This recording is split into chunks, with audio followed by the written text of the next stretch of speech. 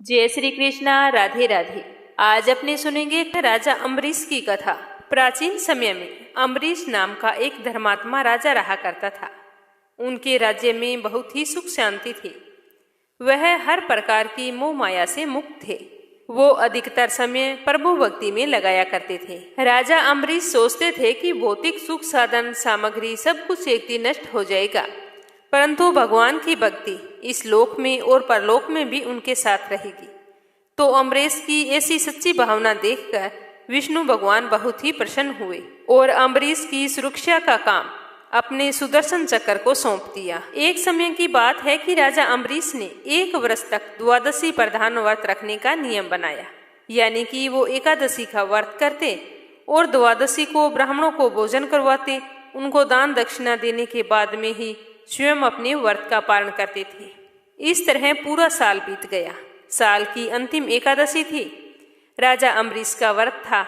द्वादशी पर उन्होंने पूरे विधि विधान से भगवान विष्णु की पूजा अर्चना की।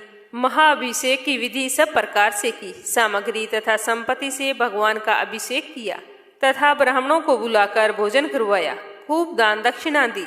उसके बाद में ब्राह्मण देवों की आज्ञा से जब वो व्रत की समाप्ति पर पारण करने के लिए बैठे ही थे तो अचानक कहीं से महर्षि दुर्वासा ऋषि आ पधारे। अम्बरीश ने खड़े होकर उन्हें आदर से बैठाया और भोजन करने के लिए प्रार्थना की। तो ऋषि दुर्वासा ने कहा कि भूख तो बड़े जोरों की लगी है राजन, पर थोड़ी देर रुको, मैं नदी में स्नान करके आता हूँ, उसी के बाद में भोजन करूँगा। तो ऐसा कहकर ऋषि दुर्वासा स्नान करने के लिए चले गए। वहां जाकर स्नान ध्यान में इतना डूब गए कि उन्हें याद ही नहीं रहा कि अम्बरीश बिना उनको भोजन कराए अपने व्रत का पारण नहीं करेंगे। ऋषि दुर्वासा को गए हुए बहुत ही देर हो चुकी थी। द्वादशी तिथि समाप्त होने जा रही थी। द्वादशी के रहते पारण ना करने से राजा का व्रत खंडित हो जाता, लेकिन राजा दुर्वासा ऋषि को भोजन कराए बिना पारण नहीं करना चाहते थे। इस विकट स्थिति के चलते अम्बरीश परेशान हो गए। तो ब्राह्मणों ने उन्हें परेशान देखकर कहा कि राजन, द्वादशी समाप्त होने में थोड़ा ही समय बचा है। आपको अपने व्रत का पारण द्वादशी तिथि के अंदर ही करना चाहिए। दुर्वासा ऋषि अभी तक आए नहीं हैं, इसीलिए आप ऐसा करो, केवल जल पीकर अपने व्रत का पारण कर लो। जल पीने से आपके व्रत का पारण भी हो जाएगा और भोजन करने का आपको दोष नहीं लगेगा। अगर द्वादशी तिथि समाप्त हो गई तो आपका व्रत खंडित हो जाएगा। आपके पूरे 1 साल के व्रत बेकार ही जाएंगे। तो शास्त्रों के विधान के अनुसार ब्राह्मणों की आज्ञा से राजा अम्बरीश ने अपने व्रत का पारण पानी पीकर कर लिया था। अभी वो जल पी ही रहे थे कि अचानक से दुर्वासा ऋषि वहां पर आ गए और दुर्वासा ऋषि ने देखा कि मुझे भोजन करवाए बिना ही अम्बरीश ने जल पीकर व्रत का पारण कर लिया है। तो उन्हें बहुत ही गुस्सा आ गया और उन्होंने क्रोध में श्राप देने के लिए हाथ उठाया ही था कि अम्बरीश ने विनयपूर्वक कहा कि हे ऋषिवर, द्वादशी समाप्त होने जा रही थी, आप आए नहीं थे, वर्ष भर का व्रत खंडित हो जाता, इसीलिए मैंने ब्राह्मणों के कहने पर सिर्फ जल ग्रहण किया है। जल के अलावा मैंने अभी तक कुछ भी ग्रहण नहीं किया। लेकिन दुर्वासा ऋषि का क्रोध शांत नहीं हुआ और उन्होंने अपनी जटा से एक बाल उखाड़कर जमीन पर पटक कर कहा कि लो, मुझे भोजन कराए बिना पारण कर लेने का फल भुगतो। इस बाल से पैदा होने वाली कृत्या अम्बरीश को खा जा। तो दुर्वासा ऋषि के इतना कहते ही बाल के जमीन पर पड़ते ही एक भयंकर आवाज के साथ कृत्या राक्षसी प्रकट होकर अम्बरीश को खाने के लिए दौड़ पड़ी। भक्त पर निरपराध कष्ट आया देखकर उनकी रक्षा के लिए नियुक्त सुदर्शन चक्र सक्रिय हो उठा। चमक कर चक्राकार घूमते हुए कृत्या राक्षसी को मारा और फिर दुर्वासा की ओर बढ़ गया। भगवान के सुदर्शन चक्र को अपनी ओर आते हुए देखकर दुर्वासा ऋषि घबराकर भाग उठे, लेकिन चक्कर तो उनके पीछे लग गया। वो चक्कर से बचने के लिए भागने लगे, जगह जगह छिपने का प्रयास करते रहे, लेकिन जहां भी वो छुपते चक्कर उनके पीछे चला जाता। तो इस तरह दुर्वासा ऋषि भागते हुए ब्रह्मलोक में ब्रह्मा जी के पास जा पहुंचे और उनके पास जाकर रक्षा करने के लिए गुहार लगाई। तो इस पर पितामह बोले कि दुर्वासा, मैं तो सृष्टि को बनाने वाला हूँ, किसी की मृत्यु से मेरा कोई संबंध नहीं है। आप भगवान शिव के पास जाएं, वे महाकाल हैं, शायद आपकी रक्षा करें। तो पितामह की बात सुनकर दुर्वासा शिवजी के पास आए और वहां आकर अपनी सारी विपदा सुनाई। दुर्वासा की दशा सुनकर शिवजी मुस्कुरा दिए और बोले कि दुर्वासा, तुम सबको शाप देते हो, ऋषि होकर क्रोध करते हो। मैं इस चक्कर से तुम्हारी रक्षा नहीं कर सकता, क्योंकि यह विष्णु चक्कर है।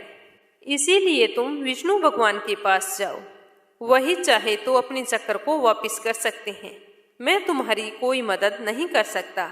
अब तो दुर्वासा ऋषि के जान पर आ बनी। वो भागे भागे भगवान श्री हरि विष्णु के पास जा पहुंचे। चक्कर भी वहां पर चक्कर लगाता हुआ जा पहुंचा।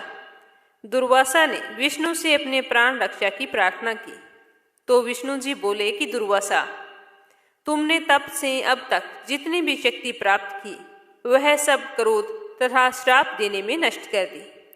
छोटी सी बात पर नाराज होकर झट से श्राप दे देते हो। तुम तपस्वी हो, तपस्वी का गुण धर्म रक्षा करना होता है। तुम वही विचारो, अम्बरीश का क्या अपराध था? मैं तो अपने भक्तों के हृदय में सदैव रहता हूँ। अम्बरीश के प्राण पर संकट आया तो मेरे चक्कर ने उनकी रक्षा की। अब यह चक्कर तो मेरे हाथ से निकल चुका है। इसीलिए तुम ऐसा करो कि जिसकी रक्षा के लिए यह चक्कर तुम्हारे पीछे पीछे घूम रहा है, अब तुम उसी की शरण में जाओ। अब तुम्हें केवल अम्बरीश ही बचा सकता है। तो दुर्वासा ऋषि तो भागते भागते थक चुके थे, लेकिन भगवान विष्णु ने दुर्वासा को नहीं बचाया, बल्कि उपाय बता दिया। दुर्वासा ऋषि फिर उल्टे पांव भागे और राजा अम्बरीश के पास जा पहुंचे। अम्बरीश अब भी बिना अन्न ग्रहण किए हुए उनकी प्रतीक्षा कर रहे थे। दुर्वासा को देखते ही उनको प्रणाम करके बोले कि मुनिदेव, मैं कब से आपकी प्रतीक्षा कर रहा हूँ। आपकी प्रतीक्षा में बिना अन्न ग्रहण किए जल पिए यहीं पर खड़ा हूँ और आप कहीं पर चले गए।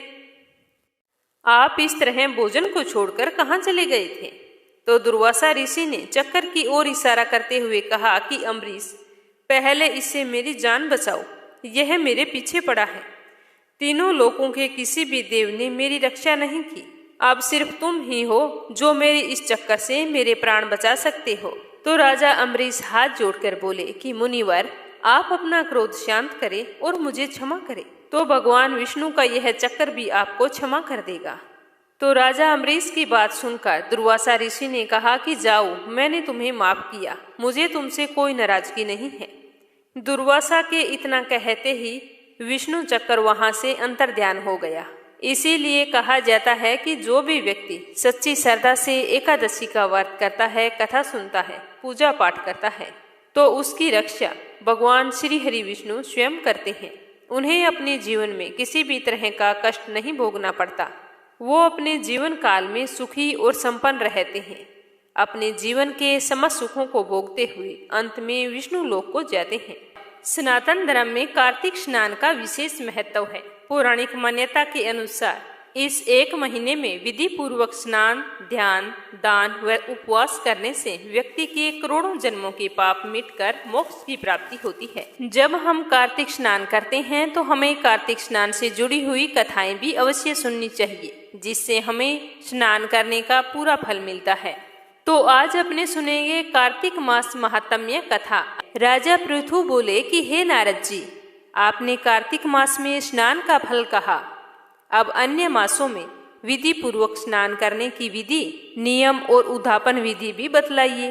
तो देवर्षि नारद कहने लगे कि हे राजन, आप भगवान विष्णु के अंश से उत्पन्न हुए हैं, अतः यह बात आपको ज्ञात है। फिर भी आपको यथाचित विधान बताता हूँ। अश्विनी माह में शुक्ल पक्ष की एकादशी तिथि से कार्तिक के व्रत करने चाहिए। ब्रह्म मुहूर्त में उठकर जल का पात्र लेकर गांव से बाहर पूर्व अथवा उत्तर दिशा में जाना चाहिए। उसके बाद जो मनुष्य मुख शुद्धि नहीं करता, उसे किसी भी मंत्र का फल प्राप्त नहीं होता।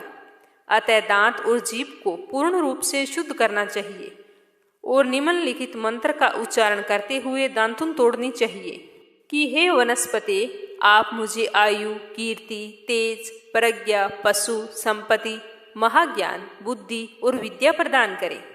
इस प्रकार का उच्चारण करके वृक्ष से 12 अंगुल की दांतुन लें। दूध वाले वृक्षों से दांतुन नहीं लेनी चाहिए, इस प्रकार कपास, कांटेदार वृक्ष तथा जले हुए वृक्ष से भी दातुन लेना मना होता है।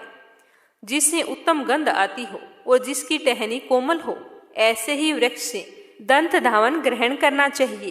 प्रतिपदा, अमावस्या, नवमी, छठी, रविवार को चंदर तथा सूर्य ग्रहण में दातुन नहीं करनी चाहिए। तत्पश्चात भली भांति स्नान करके फूल माला, चंदन और पान आदि पूजा की सामग्री लेकर प्रसन्नचित्त व भक्ति पूर्वक शिवालय में जाकर सभी देवी देवताओं को अर्घ्य, आचमनीय आदि वस्तुओं से पृथक पृथक पूजा करके प्रार्थना एवं प्रणाम करना चाहिए और फिर भक्तों के स्वर में स्वर मिलाकर श्री हरि का कीर्तन करना चाहिए। और मंदिर में जो गायक भगवान श्री हरि का कीर्तन करने आए हों, उनका माला, चंदन, तांबूल आदि से पूजन करना चाहिए, क्योंकि देवालयों में भगवान विष्णु को अपनी तपस्या, योग और दान द्वारा प्रसन्न करते थे। परंतु कलयुग में भगवत गुणगान को ही भगवान श्री हरि को प्रसन्न करने का एकमात्र साधन माना गया है। ऐसा कहते हुए नारद जी राजा पृथु से बोले कि हे राजन, एक बार मैंने भगवान से पूछा था कि हे प्रभु, आप सबसे अधिक निवास कहाँ करते हैं? तो इसका उत्तर देते हुए भगवान ने कहा कि हे नारद, मैं बैकुंठ या योगियों के हृदय में ही निवास नहीं करता हूँ, अपितु जहाँ मेरे भक्त मेरा कीर्तन करते हैं, मैं वहाँ अवश्य निवास करता हूँ। जो मनुष्य चंदन माला आदि से मेरे भक्तों का पूजन करते हैं, उनसे मेरी ऐसी प्रीति होती है जैसी कि मेरे पूजन से भी नहीं हो सकती। शिरीष, धतूरा, गिरजा, चमेली, केसर, कंदान और कटहल के फूलों व चावलों से भगवान विष्णु की पूजा नहीं करनी चाहिए। कंद, गिरीश, जूही, मालती और केवड़ा के पुष्पों से भगवान शंकर की पूजा नहीं करनी चाहिए। जिन देवताओं की पूजा में जो फूल निर्दिष्ट हैं, उन्हीं से उनका पूजन करना चाहिए। पूजन समाप्ति के बाद में भगवान से क्षमा प्रार्थना भी करनी चाहिए, यानी कि हे सुरेश्वर, हे देव, ना तो मैं मंत्र जानता हूँ, ना ही मैं पूजा पाठ की विधि जानता हूँ, मैं भक्ति से भी हीन हूँ। मैंने जैसे भी आपकी पूजा की है, अगर वो अधूरी है तो उसे पूरा करें।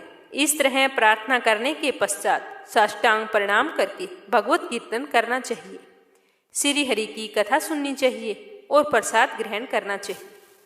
जो मनुष्य उपरोक्त विधि के अनुसार कार्तिक व्रत का अनुष्ठान करते हैं, वह जगत के सभी सुखों को भोगते हुए अंत में मुक्ति को पाते हैं।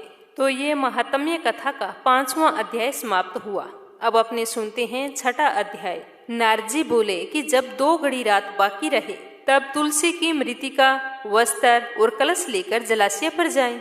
कार्तिक में जहाँ कहीं भी प्रत्येक जलाशय के जल में स्नान करना चाहिए। गर्म जल की अपेक्षा ठंडे जल से स्नान करने से 10 गुना पुण्य अधिक होता है। उससे 100 गुना पुण्य बाहरी कुएं के जल से स्नान करने से होता है, और उससे भी अधिक पुण्य बावड़ी में, और उससे भी अधिक पुण्य पोखर में स्नान करने से होता है, और उससे 10 गुना अधिक झरनों में, और उससे भी अधिक पुण्य कार्तिक के महीने में नदी में स्नान करने से होता है। उससे भी 10 गुना पुण्य वहाँ होता है जहाँ 2 नदियों का संगम हो, और यदि कहीं 3 नदियों का संगम होता है तो पुण्य की कोई सीमा ही नहीं रहती। स्नान से पहले भगवान का ध्यान करके स्नार्थ संकल्प करना चाहिए। फिर तीर्थ में उपस्थित देवताओं को अर्घ्य और आचमनीय देना चाहिए। अर्घ्य मंत्र इस प्रकार है कि हे कमलनाथ, आपको नमस्कार। हे जलशाही भगवान, आपको प्रणाम। हे ऋषिकेश, आपको नमस्कार। मेरे दिए अर्घ्य को आप ग्रहण करें। बैकुंठ, प्रयाग तथा बद्रिकाश्रम में जहाँ कहीं भी भगवान विष्णु गए, वहाँ उन्होंने 3 प्रकार से अपना पांव रखा था। वहाँ पर ऋषि वेद यज्ञों सहित सभी देवता मेरी रक्षा करते रहे। हे जनार्दन, हे दामोदर, हे देवेश, आपको प्रसन्न करने हेतु मैं कार्तिक मास में विधि विधान से ब्रह्म मुहूर्त में स्नान कर रहा हूँ। आपकी कृपा से मेरे सभी पापों का नाश हो। हे प्रभु, कार्तिक मास में विधि तथा विधि पूर्वक स्नान करने वाला मैं अर्घ्य देता हूँ। आप राधिका सहित ग्रहण करें। हे कृष्ण, हे बलशाली राक्षसों का संहार करने वाले भगवान, हे पापों का नाश करने वाले, कार्तिक मास में प्रतिदिन दिए हुए मेरे इस अर्घ्य द्वारा कार्तिक स्नान का व्रत करने वाला फल मुझे प्राप्त हो। तत्पश्चात भगवान विष्णु, भगवान शिव तथा सूर्य का ध्यान करके जल में प्रवेश कर नाभि के बराबर जल में खड़े होकर विधि पूर्वक स्नान करना चाहिए। गृहस्थी को तिल और आंवले का चूर्ण लगाकर तथा विधवा स्त्री या यति को तुलसी की जड़ की मिट्टी लगाकर स्नान करना चाहिए। सप्तमी, अमावस्या, नवमी, त्रयोदशी, द्वितीया, दशमी आदि तिथियों को आंवला तथा तिल से स्नान करना वर्जित होता है। स्नान करते हुए निम्न शब्दों का उच्चारण करना चाहिए। जिस भक्ति भाव से भगवान ने देवताओं के कार्य के लिए 3 प्रकार का रूप धारण किया था, वही पापों का नाश करने वाले भगवान विष्णु अपनी कृपा से मुझे पवित्र बनाए। जो मनुष्य भगवान विष्णु की आज्ञा से कार्तिक व्रत करता है, उसकी इंद्रादि सभी देवता रक्षा करते हैं, इसीलिए वह मुझे पवित्र करें। बीजों, रहस्यों तथा यज्ञों सहित वेदों के मंत्र कश्यप आदि ऋषि इंद्रादि देवता मुझे पवित्र करें। अदिति आदि सभी नारियां, यज्ञ, सिद्ध, शरप और समस्त औषधियां व तीनों लोकों के पहाड़ मुझे पवित्र करें। इस प्रकार कहकर स्नान करने के बाद मनुष्य को हाथ में पवित्री धारण करके देवता, ऋषि, मनुष्यों तथा पितरों का विधि पूर्वक तर्पण करना चाहिए। तर्पण करते समय तर्पण में जितने तिल रहते हैं उतने वर्ष पर्यंत वर्ती के पितरगण स्वर्ग में वास करते हैं। उसके बाद वर्ती को जल से निकलकर शुद्ध वस्त्र धारण करने चाहिए। सभी तीर्थों के सारे कार्यों से निवृत्त होकर पुनः भगवान विष्णु का पूजन करना चाहिए। सभी तीर्थों के सारे देवताओं का स्मरण करके भक्ति पूर्वक सावधान होकर चंदन, फूल और फलों के साथ भगवान विष्णु को फिर से अर्घ्य देना चाहिए। अर्घ्य के मंत्र का अर्थ इस प्रकार से है: मैंने पवित्र कार्तिक मास में स्नान किया है। हे विष्णु, राधा के साथ आप मेरे दिए अर्घ्य को ग्रहण करें। तत्पश्चात चंदन, फूल और तांबूल आदि से वेद पाठी ब्राह्मणों का श्रद्धापूर्वक पूजन करें और बारंबार नमस्कार करें। ब्राह्मण के दाएं पांव में तीर्थों का वास होता है, मुंह में वेद और समस्त अंगों में देवताओं का वास होता है। अपने कल्याण की इच्छा रखने वाले मनुष्य को इनका ना तो अपमान करना चाहिए और ना ही इनका विरोध करना चाहिए। फिर एकाग्रचित होकर भगवान विष्णु की प्रिय तुलसी जी की पूजा करनी चाहिए। उनकी परिक्रमा करके उनको प्रणाम करना चाहिए कि हे देवी, हे तुलसी, देवताओं ने ही प्राचीन काल से तुम्हारा निर्माण किया है और ऋषियों ने तुम्हारी पूजा की है। हे विष्णु प्रिया तुलसी, आपको नमस्कार, आप मेरे समस्त पापों को नष्ट करो। इस प्रकार जो मनुष्य भक्ति पूर्वक कार्तिक व्रत का अनुष्ठान करते हैं, वे संसार के सुखों को भोग कर अंत में मोक्ष को प्राप्त करते हैं। तो अब एक कहानी सुनेंगे तुलसी माता की। एक बुढ़िया थी, वह नित्य नियम से तुलसी माता की पूजा करती थी। उसके एक पोती थी, तो वह अपनी दादी को नित्य नियम से तुलसी माता की पूजा करते हुए देखकर वो भी नियम से तुलसी माँ की पूजा करने लगी। अब वह रोजाना सुबह जल्दी उठती, स्नान करने के बाद में सबसे पहले तुलसी माता को जल अर्पित करती, उसी के बाद कुछ खाना पीना करती थी। धीरे धीरे उसका यह नियम बन गया कि वो तुलसी की पूजा किए बिना कुछ भी नहीं खाती पीती थी। इस तरह समय बीतता गया। समय के साथ वो कन्या बड़ी हो गई। जब वो कन्या शादी लायक हुई तो उसके माता पिता ने एक अच्छे से घर में उसकी शादी करवा दी। शादी के बाद जैसे ही वो ससुराल के लिए विदा होने लगी तो उसकी दादी माँ ने उसे एक तुलसी का गमला दिया और कहा कि बेटा, नियम से इसकी पूजा ससुराल में भी करना, इससे तुम्हारे घर में सुख सौभाग्य की वृद्धि होगी। तो वह बड़ी ही खुशी से अपनी दादी माँ से उस गमले को लेकर ससुराल चली गई और रोजाना सुबह जल्दी उठती और फिर स्नान करके तुलसी माता की पूजा करती। उसी के बाद में चाय पीती। ससुराल में उसके 2 जेठानियां थी। वो उसे इस तरह पूजा पाठ करते देखती तो ईर्ष्यावश उसका मजाक उड़ाती थी।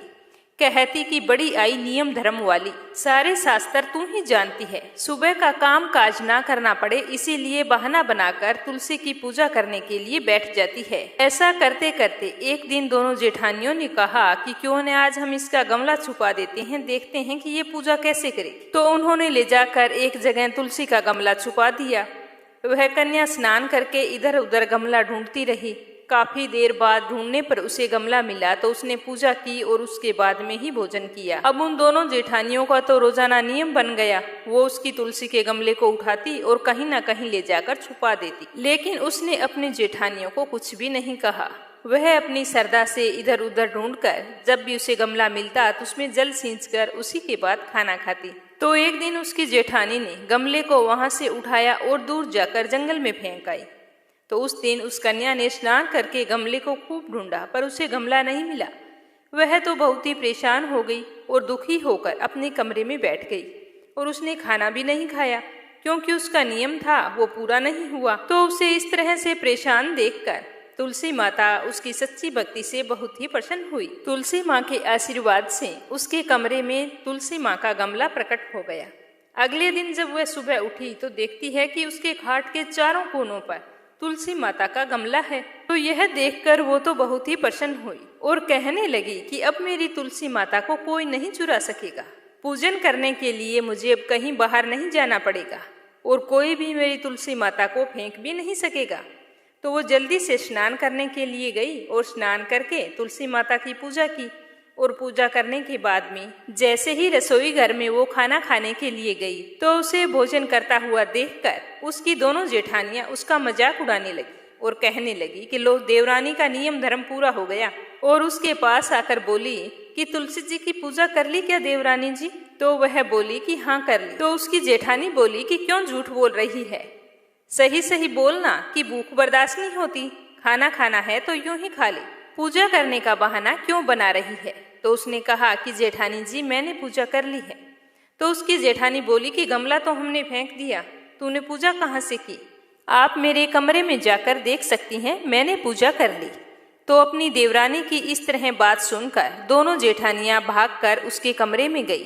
तो वहां जाकर आश्चर्यचकित हो गई, देखा कि तुलसी माता का बड़ा सारा पौधा वहां पर खड़ा है। तो ये देखकर उसकी जेठानियां बहुत ही शर्मिंदा हुई और बोली कि देवरानी तेरी भक्ति सच्ची है, हमने तुम्हें यूं ही परेशान किया, हमें माफ कर दो। उसी दिन से तीनों देवरानी जेठानी सुबह जल्दी उठकर स्नान करती और उसके बाद में तुलसी माता की पूजा अर्चना करके उसके बाद में घर का कोई अन्य काम करती। ऐसा करने से उनके घर में सुख सौभाग्य का वास हुआ, अन्न और धन के भंडार भर गए और 10वें महीने उन तीनों देवरानियों जेठानियों को सुंदर पुत्र की प्राप्ति हुई। हे तुलसी माता, जैसी कृपा आपने उन पर की वैसी हम पर भी करना, अपनी कृपा दृष्टि बनाए रखना। सुनकर आपको कैसा लगा कमेंट बॉक्स में जरूर बताना और साथ ही विष्णु भगवान की जय हो अवश्य लिखना और ज्यादा से ज्यादा इस कथा को विष्णु भक्तों में शेयर करना। भगवान श्री हरि विष्णु आपकी सारी मनोकामनाएं पूर्ण करे। जय श्री कृष्णा। राधे राधे।